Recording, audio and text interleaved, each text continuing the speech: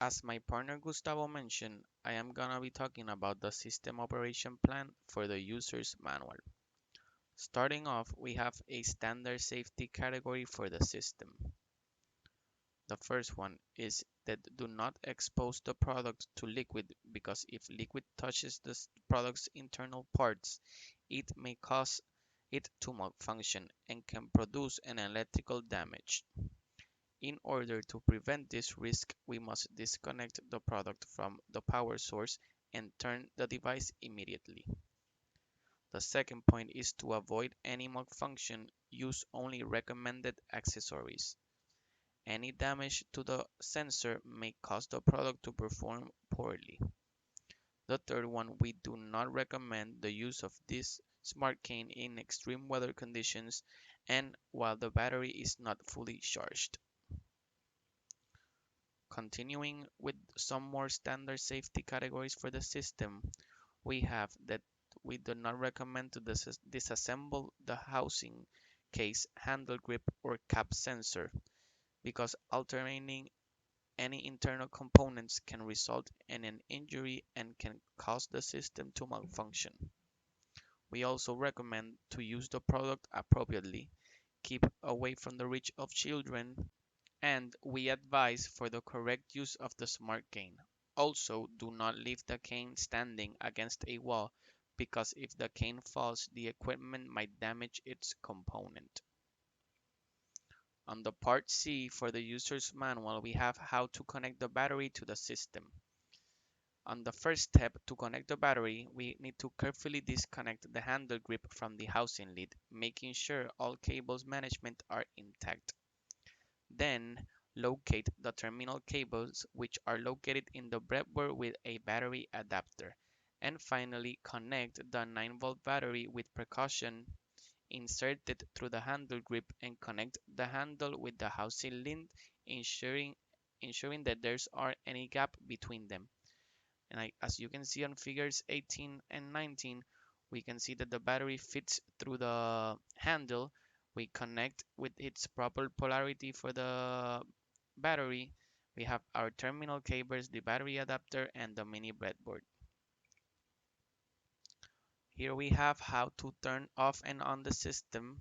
The first step to turn on the system is to press the power button located on the top side of the handle and wait the buzzer to sound, which indicates the patient that the product is turned on. Then, after the device plays the sound, we should wait 5 seconds until the system properly calibrates. And to turn off the device, we hold the same button for 5 seconds. As you can see on the figure 20, we have the push button. Now for the user's manual, we have how to charge our system.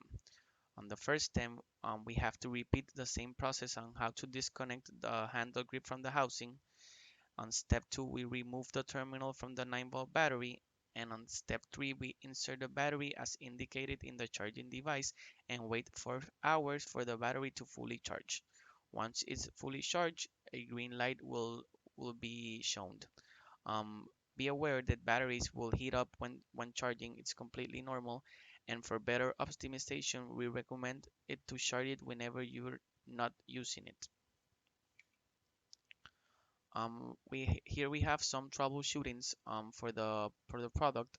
The first one is if the product does not turn on, which we recommend to check the battery if it's fully charged and if its connection is properly connected. The second one we have that the sensor cannot detect an obstacle. It may be because the ultrasonic feature may be turned off. To turn it on, we should turn off the product, wait 10 seconds, and turn it up back again for it to recalibrate. For the third one, we have that the battery is not charging. If this happens, check the plug for electricity and also check if the battery is connected correctly to the charger. And for the fourth and final one, we have that the buzzer and vibrator motor won't turn on. This could be because they are turned off. To turn it on, reset electrical system by disconnecting the battery and waiting 10 seconds. Now entering in what are the performance estimates. These are all MOPs for the electrical components. On the first one, we have that to enhance the system availability by reducing sharp edges and improper bends, resulting in a safe wire route. Yes, we did comply. We verified it on phase C1 and all cable management was placed in a safe route. For the second one, we have that sensor will be powered by a 5-volt battery and must be able to detect obstacles at a range to 3 to 7 feet. We did comply on phase B and the sensor detects at a range between 4 and 8 feet. The next one is that it must activate a vibration frequency between the 130 Hz to the 180 Hz. We did comply on phase B and also phase C1 we verified it and the frequency is set to 180 Hz. The next one is that the sensor shall cover an angular position between 10 to 30 degrees. We did comply. Also, we verified it on phase B and phase C1 and the sensor angular position is set to 30 degrees.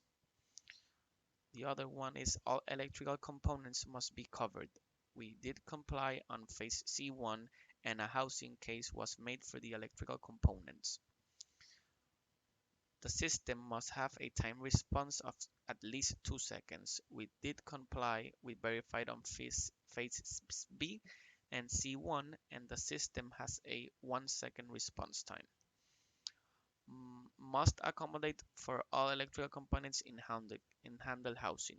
We did comply on phase B and C1. We verified it and all components were properly accommodated to the housing dimensions. We should provide a buzzer sound to alert the patient. We did comply and on phase B we verified it and the buzzer alert is set to 80 dBs. We shall establish all possible requirements and restraint given by the Standard of Electrical Safety and Health Administration. We did comply on phase B and C1 we verified and all electrical requirements and restraints were following their proper regulatory agencies. And for the final one, we have that the control component shall not exceed 1.5 pounds. We did comply. We verified on phase C1 and all electrical components have a weight of 94.5 grams. Here we have the MOPs for the other subsystem, which we start off that the cane shall weigh under 3 pounds. We did comply on phase C1 and the data shows that the total weight is less than 3. For the next one, we have that the structure should be a cylindrical and ergonomic shape. We did comply on phase C1 and the structure is a quality assured as aesthetic fit. We have that the system shall comply with a restrained high quality product. We did comply. We verified it on phase B and C1 and it was designed with biocompatible materials for safetiness on the patient. It shall not upward force more than 120 newtons. We did comply on phase C1 and upward force stayed below the limits of requirements with 106 newtons. We should have dimensions under 105 millimeters times 200 millimeters times 100 millimeters. And yes, we did comply on phase C1 and the design with the dimensions specified are 138.36 times 176 times 58.42 millimeters. The next one is that the device shall be able to complete a minimum risk. We did comply on phase C1 and the designs does not cause any allergic reaction and it was all designed with non-allergic materials. Which shall be accessible to undo all connections and durable. We did comply on phase B and phase C. We verified and the housing was made with an easy access to the undo its components. Also, the design shall block at least 80% of water, providing zero contact with components. We did comply on phase C1 and a housing was made to protect all electrical components. And finally, for the last MOPs, We have that the location of the battery should be easy to access. We did comply on phase C1 and the battery location is easy to access. Entering in what is our system budget, we have the list of all the items and its quantities and cost per items with a total cost. As you can see, we have 5 screws for a total cost of $13. We have the housing case, which was completely free due to the biomedical facilities. Also, we used the Max Mixture software, which was the student version, so it was for free. The 3D printer filament was given to us by the biomedical facilities. We used Ultramaker Cura software, the student version, which is a free version, the Creo software, which is also a student version, the Prusa printer, which was given by the biomedical facilities. And for the electrical component kits, it has a cost of $15.99. The vibrating sensor is a 4-pack. We bought a 4-pack. It was $5.49. So for the Tinkercad software, it was a student version, and the battery had a cost of $3.25 for a total of $72.73. Our original budget was 130, so we kept it below of our original budget. Now we're gonna be seeing the project planning for phase D and phase F. As you can see, phase D, first and second activities will be work on the fourth week of the second month and the first week of the third month, and all others activities for phase D will be work on the second week of the third month.